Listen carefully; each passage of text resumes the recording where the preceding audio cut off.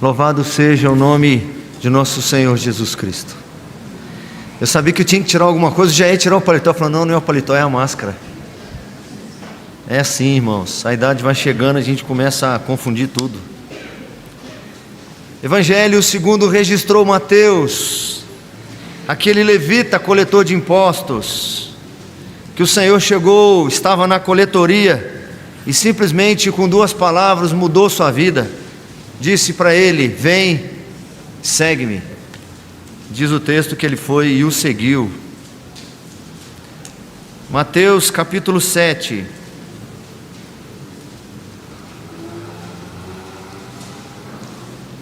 Apenas um versículo, hoje, meus irmãos, que não vai ser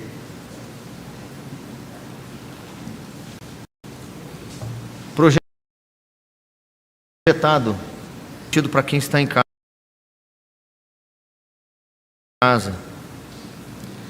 Versículo 12, Mateus 7, verso 12, assim diz o texto: tudo quanto, pois, quereis que os homens vos façam, assim fazei-o vós também a eles, porque esta é a lei e os profetas. Vamos reler juntos esse versículo, irmãos. Tudo quanto, pois, quereis que os homens vos façam, assim fazei vós também a eles, porque esta é a lei e os profetas. Oremos mais uma vez, meus irmãos.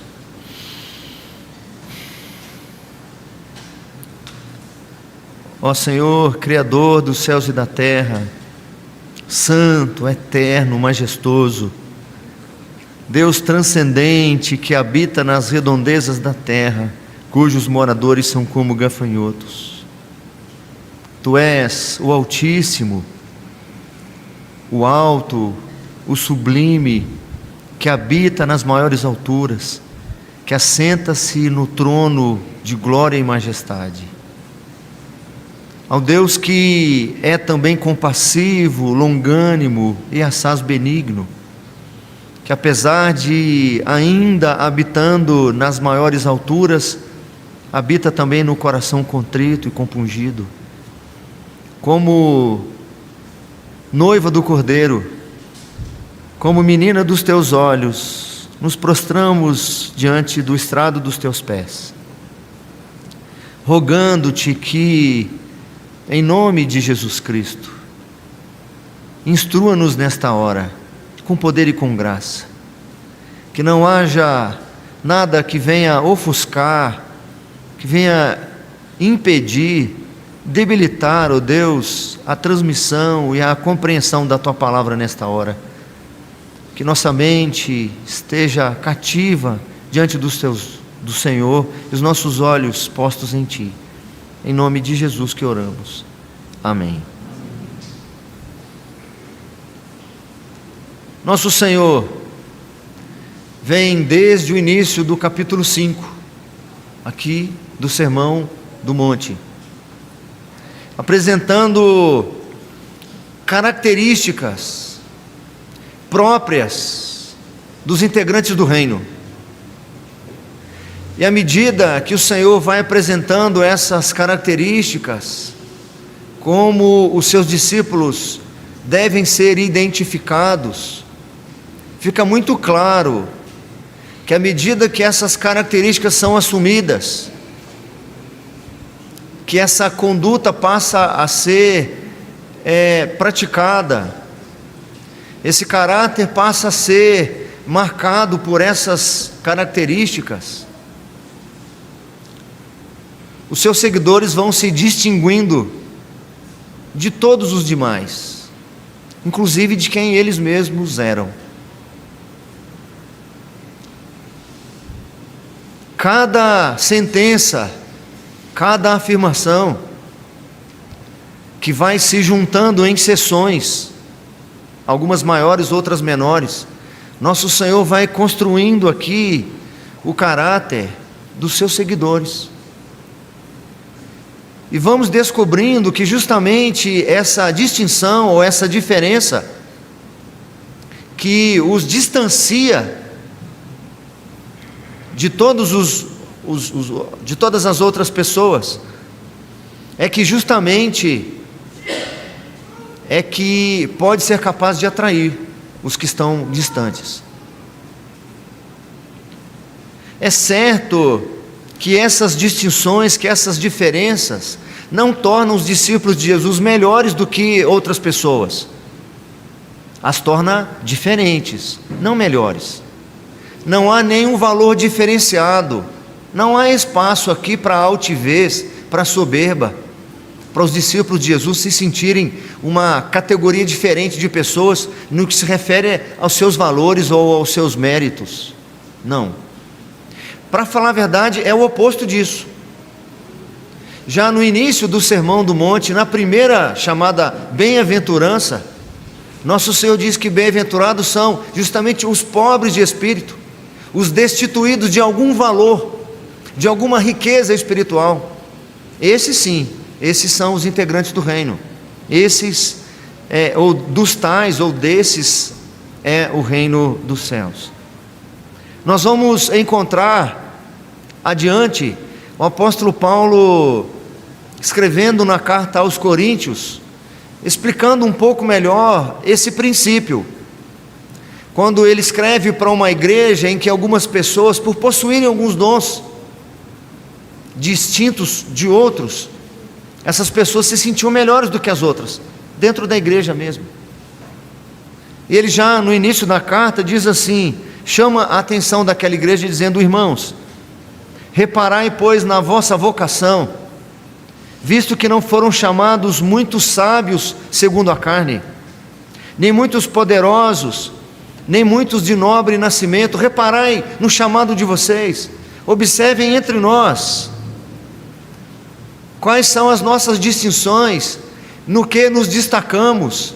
Não é pela nobreza, não é pela riqueza, não é pela sabedoria. E ele continua dizendo: pelo contrário, Deus escolheu as coisas loucas do mundo para envergonhar os sábios, e escolheu as coisas fracas do mundo para envergonhar as fortes. E Deus escolheu as coisas humildes do mundo, e as desprezadas, e aquelas que não são, para reduzir a nada as que são, a fim de que ninguém se vanglorie na presença de Deus. A fim de que ninguém se vanglorie na presença de Deus. Se a distinção apresentada aqui no Sermão do Monte, porque Jesus está apresentando características que são próprias dos seus seguidores, e à medida que essas características são encontradas nos seus seguidores, nos seus discípulos, eles se tornam pessoas diferentes das demais. Se essa diferença não está nos méritos ou no valor de cada um deles, qual que é então a diferença? Ou quais são as diferenças?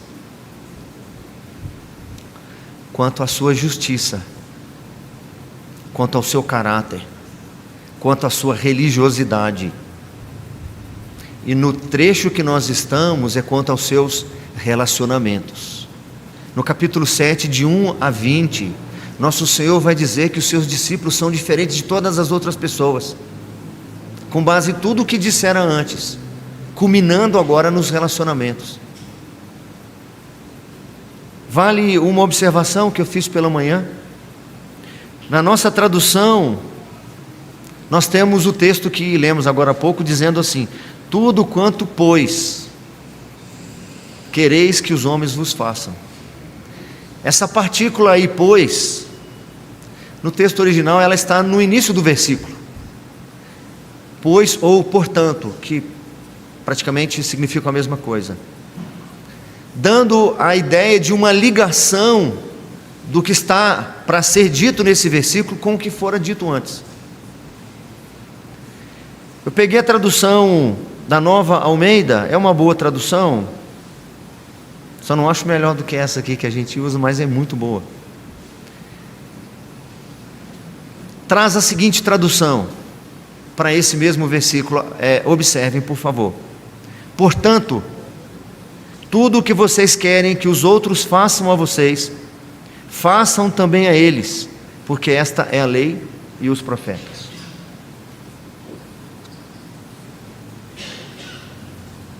Eu vou dividir esse versículo em 3 partes, para nós compreendermos o quão diferentes nós temos de ser no que se refere aos nossos relacionamentos. E a primeira parte, eu estou usando aqui esse texto que eu li para vocês, o portanto, ou o pois. Então, o primeiro destaque, a primeira parte, dentre as 3 que eu vou apresentar para os irmãos, vai ser esse portanto. Não está ali na projeção, certo?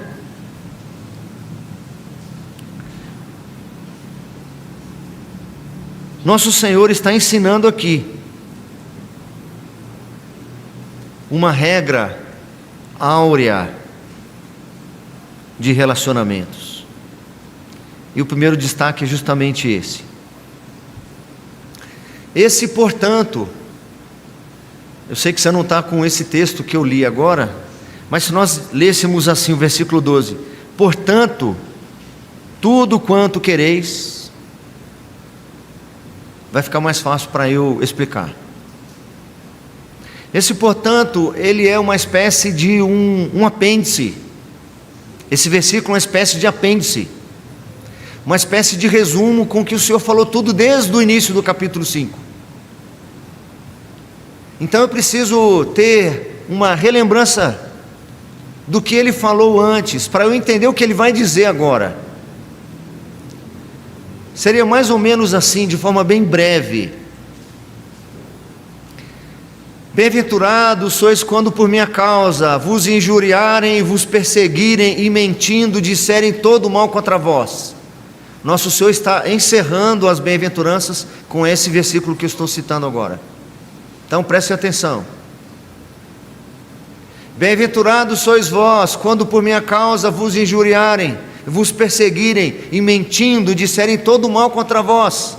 Alegrai-vos e regozijai-vos, porque é grande o vosso galardão nos céus, porque assim também fizeram com os profetas que vieram antes de vós. Nosso Senhor encerra ali as bem-aventuranças, dizendo que o nosso caráter precisa ser um caráter diferenciado, que as nossas perspectivas são perspectivas diferenciadas, e que nós devemos nos alegrar e nos regozijar quando as pessoas nos perseguirem por causa da justiça, por causa da verdade, por causa da fé, por causa da Bíblia, por causa de Cristo. Esse, portanto, tem a ver com o que está escrito lá atrás. Portanto, diz o texto: tudo quanto, pois, quereis que os homens vos façam, fazei-o vós também. Ele disse antes também: vós sois o sal da terra, vós sois a luz do mundo. Nós sabemos que se o sal vier a ser insípido, como lhe restaurar o sabor? Para nada mais presta, senão apenas para ser pisado pelos homens. Vocês são aqueles responsáveis de exercerem uma influência diferenciada neste mundo. Portanto, assim como vocês querem que as pessoas façam com vocês, façam vocês com elas. Essa é a regra áurea de relacionamento. Nosso Senhor também fala sobre justiça. Se a vossa justiça não exceder em muita dos escribas e dos fariseus, vocês não são aptos, ou não estão aptos para o reino dos céus. Todas essas coisas que ele disse antes, culminam agora nessa regra áurea de relacionamento. Como me alegrar com aqueles que me perseguem? Como que eu faço isso na prática? Como na prática eu vou salgar? Como eu vou me distinguir no meu dia a dia em relação às pessoas? Dando assim a chance de poder salgá-las, iluminá-las. Como eu posso ser luz no meio das trevas? Vivendo essa regra áurea nos seus relacionamentos. Como na prática a minha justiça excederá em muito a dos escribas e dos fariseus?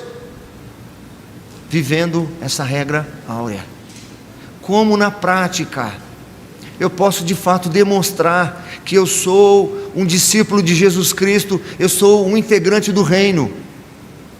porque Jesus está deixando claro para nós que eu preciso expressar de fato, na minha prática de vida, no meu dia a dia, e nada melhor do que os meus relacionamentos para demonstrar de fato as minhas virtudes ou os meus vícios, demonstrar de fato quem eu sou ou quem eu sirvo. Não é porque eu canto na igreja, não é porque eu prego na igreja, não é porque eu frequento a igreja. Qual que é a grande prova? O que de fato vai demonstrar que eu sou um discípulo de Jesus Cristo? Que tudo o que Ele disse antes. Como que eu demonstro que de fato o meu caráter é diferente? Como que eu demonstro que a minha influência é diferente? Como eu mostro que a minha justiça é diferente? A minha religiosidade é diferente? Ora, porque eu jejuo, os fariseus também jejuam. Porque eu oro, os fariseus também oram. Porque eu entrego minhas ofertas com fidelidade, os fariseus também. Como eu me distingo dos fariseus? Como que eu me diferencio dos hipócritas? Como minhas orações e preces são diferentes daqueles que usam vãs repetições? Ora, nos relacionamentos. Nos relacionamentos você demonstra de fato a diferença, quem de fato você é. É por isso que muitas vezes, para descobrir quem de fato é o marido, eu preciso perguntar para a esposa, porque ela sabe melhor quem ele é do que ele mesmo, porque ele pode ter uma falsa ideia sobre quem ele é. É por isso que é mais fácil perguntar ao marido sobre quem é a esposa, porque ele o conhece melhor do que ela mesma. Nós normalmente temos uma falsa ideia sobre quem nós somos. Então o nosso Senhor chega e diz: portanto, vocês precisam viver assim. Vou resumir dessa forma. Seria muito bom que nós pudéssemos ouvir ou ler este sermão todo de uma vez só, e chegássemos no versículo 11, o versículo anterior ao que nós lemos, e possivelmente fizéssemos uma pergunta, ou devêssemos aqui fazer uma pergunta ao final do versículo 11: Senhor, como que eu demonstro isso tudo que o Senhor está falando para mim? Eu vou apresentar aqui numa frase, uma única regra, um único artigo, um compêndio resumido num único artigo de uma lei. Como é que você deve viver, e assim demonstrar que de fato você é meu seguidor. E aí então eu vou para a segunda parte, dentre as três que eu dividi. Vamos reler do jeito que nós temos aí mesmo no texto, verso 12. Tudo quanto, pois,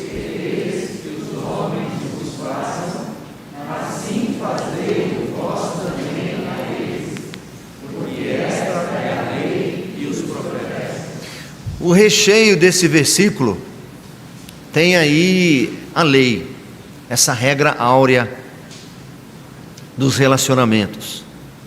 Então a segunda parte, a segunda explicação que eu vou usar agora no versículo, é justamente esta regra: tudo o que vocês querem que os outros façam a vocês, façam também a eles. Nós vimos algumas semanas atrás que o versículo 6 aqui, ele é uma exceção. Quando o nosso Senhor diz: não deis aos cães o que é santo, nem lanceis ante os porcos as vossas pérolas. As pérolas são aí um símbolo do Evangelho, da mensagem de salvação. É a mensagem do reino, que vai ser melhor explicada numa parábola mais à frente um pouco, aqui mesmo em Mateus. A pérola de grande valor, que tem mais valor que qualquer outra pérola desse mundo, qualquer outro valor desse mundo. E quem encontra essa pérola de grande valor, que é o reino, abre mão de todas as outras, vende todas as outras para possuir aquela. Jesus está dizendo que existem algumas pessoas, assim como ele disse para os discípulos que haveriam algumas casas, algumas cidades e algumas vilas, que eles não deveriam insistir em lançar essas pérolas, que eles deveriam, depois da recusa dessas cidades ou dessas casas ou dessas aldeias, deveriam tirar o pó dos seus pés, como testemunho contra aquela cidade. Esse versículo 6 é uma exceção.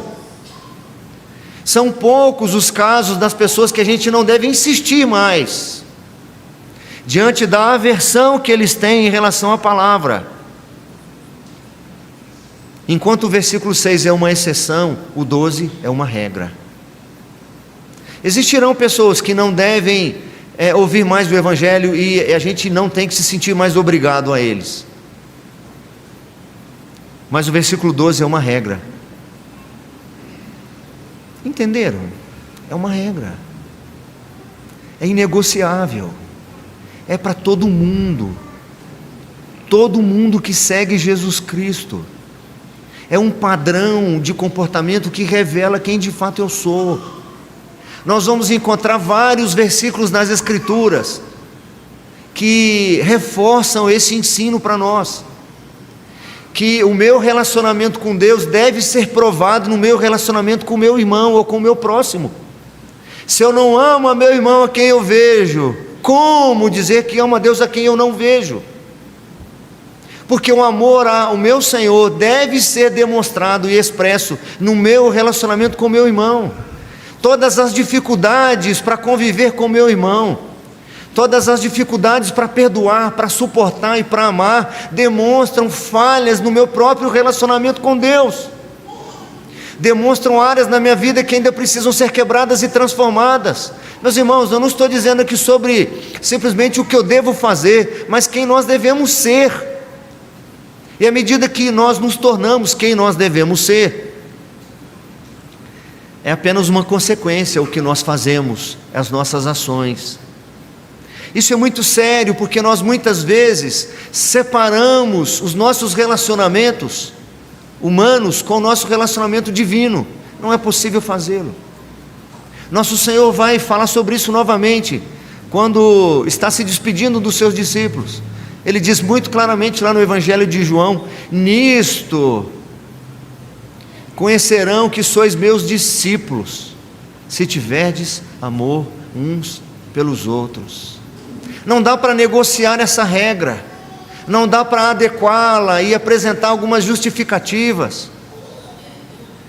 Nós sabemos das dificuldades que surgem em muitos dos nossos relacionamentos interpessoais, mas se eu sou discípulo de Jesus Cristo, eu preciso lidar de forma distinta a qualquer outra pessoa. E eu não posso continuar sendo quem eu era. John Stott diz o seguinte: essa regra áurea transforma as nossas atitudes. Se nos colocarmos sensitivamente ou de forma sensível no lugar de outra pessoa, desejando-lhe o que gostaríamos para nós mesmos, jamais seremos maus, porém sempre generosos, jamais rudes, mas sempre compreensivos, jamais cruéis, mas sempre bondosos. Essa é uma maneira de me alegrar com os que me perseguem. É por isso que tem esse portanto. É por isso que, se eu perguntar, Senhor, como de fato me alegrar com aqueles que me perseguem? Porque eu fico muito triste com isso. Quando eu sou frustrado nas minhas expectativas, quando o desejo de te servir encontra barreiras nela, eu começo muito disposto e animado num cargo na igreja, numa função, mas logo encontro alguma adversidade, eu logo já desanimo nas primeiras oposições e barreiras que eu encontro, ou nas primeiras dificuldades. Coloque essa regra em prática. Então você vai encontrar lugar de se alegrar e se regozijar com aqueles que te perseguem, lá das bem-aventuranças. Se você colocar essa regra em prática, você vai encontrar como, de maneira eficaz e prática, você vai conseguir ser sal da terra e luz do mundo, porque mais ninguém é assim, as pessoas não são assim.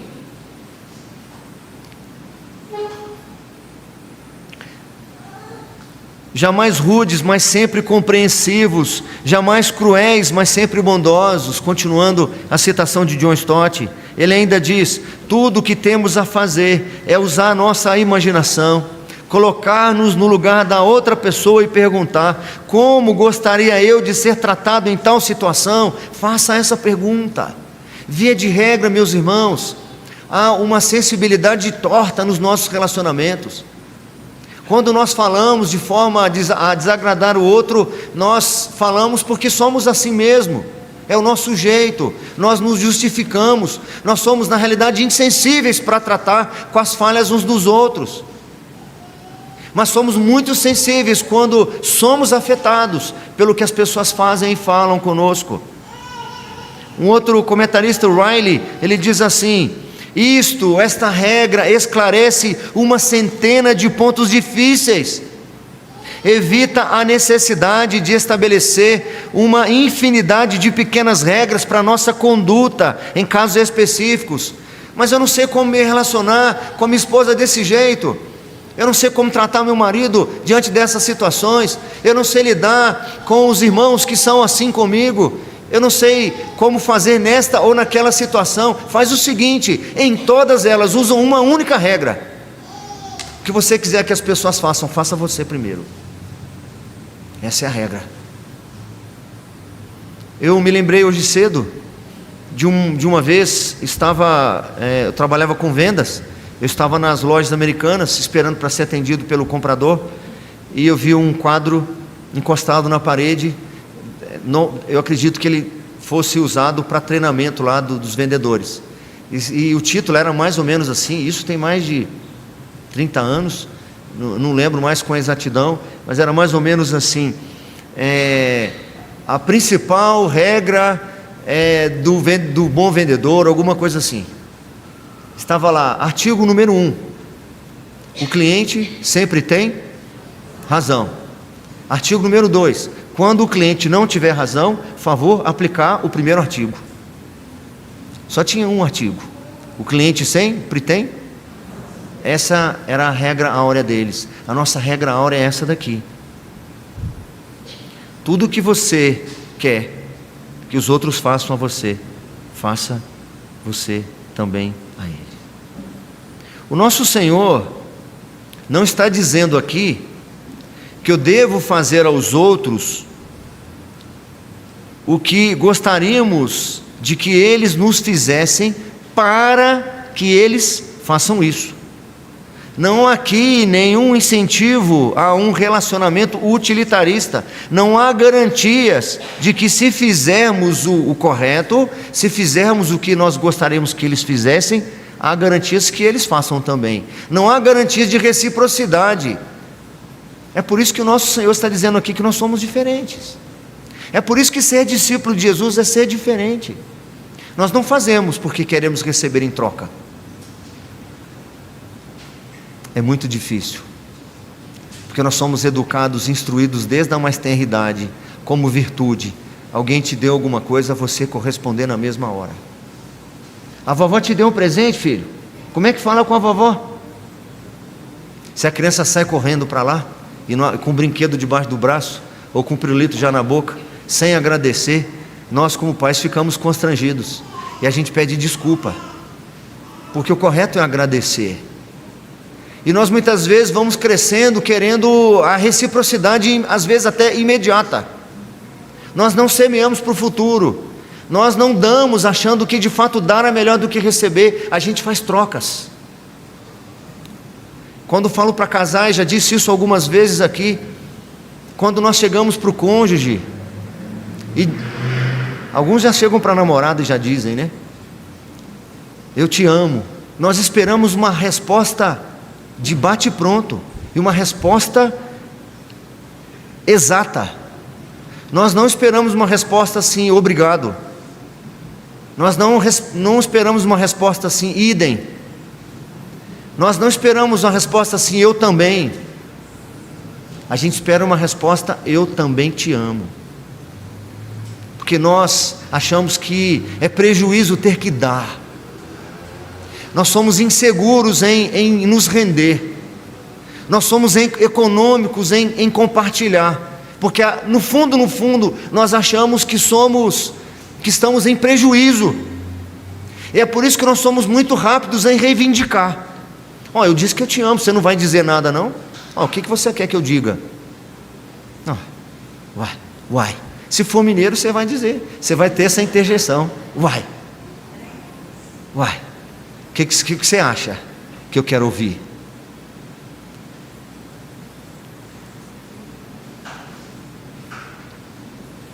Se não há garantias de que fazendo aos outros eles também farão, por que fazer?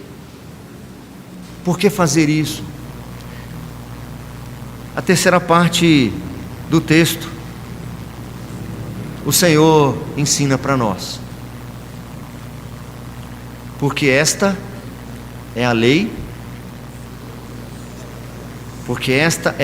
e os... É porque é assim, é porque esse é o padrão, porque esta é a ordem, porque esta é a determinação. Mas por que, Senhor? Mas é porque é assim, é porque esse é o padrão, porque o reino deste mundo é regido por regras deste mundo, e nós sabemos que as regras deste mundo são, por exemplo, quem tem mais, manda mais, quem pode mais, manda, e quem pode menos, obedece. O primeiro é maior do que o último, e o que está na cabeceira é mais importante do que o que está distante da cabeceira. O mais poderoso, ele predomina sobre os demais. Mas o reino dos céus, que nós estamos inseridos, que nós já usufruímos dessas benesses, existem leis próprias que governam este reino. Nosso Senhor vai ensinar para os discípulos várias vezes, usando a seguinte expressão: mas entre vós não é assim. Entre vós não é assim, é outro padrão. Eu sei que muitas vezes vocês ficarão inseguros, ficarão divididos, porque o coração de vocês quer receber a recompensa, quer a honra, quer os primeiros lugares, mas isso é próprio dos fariseus. Vocês não são como os fariseus. Se vocês forem como os fariseus, vocês não salgarão esta terra, vocês não iluminarão este mundo. Mas vós não sois assim, ou entre vós é outra regra: quem quiser ser o primeiro, que seja o último. O que for maior é o que serve a todos. Isso é uma revolução, meus irmãos, uma revolução, porque estamos acostumados a achar que melhor é quem ri, e Jesus já disse antes: melhor é quem chora. Melhor não é o valentão que predomina, melhor é o pacificador. Melhor não é o que feriu a face, mas é o que deu a sua face. Melhor não é o que ganha, sim o que perde, porque quem ganha a sua vida, perdê-la, mas quem a perde, ganha-la.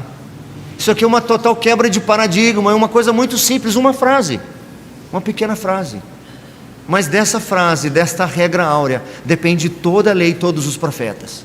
Ele está dizendo que em nenhum lugar nas Escrituras haverá uma regra que se contraponha a esta. Não há nada o que se acrescentar, o que se diminuir. Se esse padrão for o padrão da sua vida, se isso for regra obedecida por você, praticada por você, você demonstrará de fato que é integrante do reino dos céus. Essa atitude está em conformidade com os requisitos do reino de Deus, o reino que é o cumprimento da lei e dos profetas. Essa regra é uma maneira rápida de testar nossa semelhança exigida com o Senhor. Durante o sermão aqui, nosso Senhor diz que os seus discípulos, por exemplo, aí no capítulo 5, verso 48, se você quiser ir lá, pode ir, é só voltar aí uma página.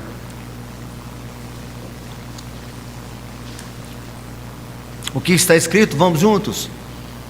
Portanto, sede vós perfeitos, como perfeito é o vosso Pai celestial. Essa regra áurea, que depende de toda a lei e os profetas, essa regra é uma maneira, à medida que ela é obedecida, é um meio muito simples de demonstrar nossa semelhança com o nosso Senhor, de comprovar nossa similaridade com Ele, nossa proximidade com Ele.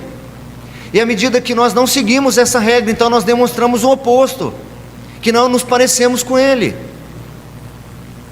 Ainda, Essa regra, ela comprova o amor que é mencionado nos versículos anteriores lá do capítulo 5, do versículo 43 em diante, diz assim: ouvistes que foi dito, amarás o teu próximo e odiarás o teu inimigo. Eu, porém, vos digo, amai os vossos inimigos e orai pelos que vos perseguem. Que desafio! Que desafio! Existem muitas pessoas com o coração amargurado por causa disso. Muitas pessoas que não conseguem minimamente relacionar-se com algumas pessoas em particular, por causa de ranhuras em seu coração, por causa de algum mal que alguém lhe fez no passado. Nosso Senhor diz que isso é tão importante para os seus discípulos, que se você for demonstrar algum ato religioso, por exemplo, se você vier trazer a sua oferta, e você se lembrar que o seu irmão tem alguma coisa contra você, você deixa de lado a sua oferta, porque você me agradará muito mais se você se reconciliar com o seu irmão, do que você trouxer essa oferta aqui no gasofilácio.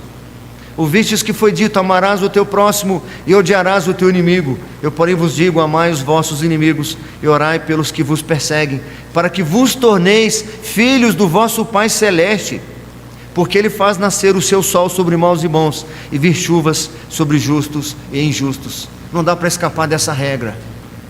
Mas pastor, tem pessoas que são mais difíceis de lidar. Sei disso. Aplique a regra.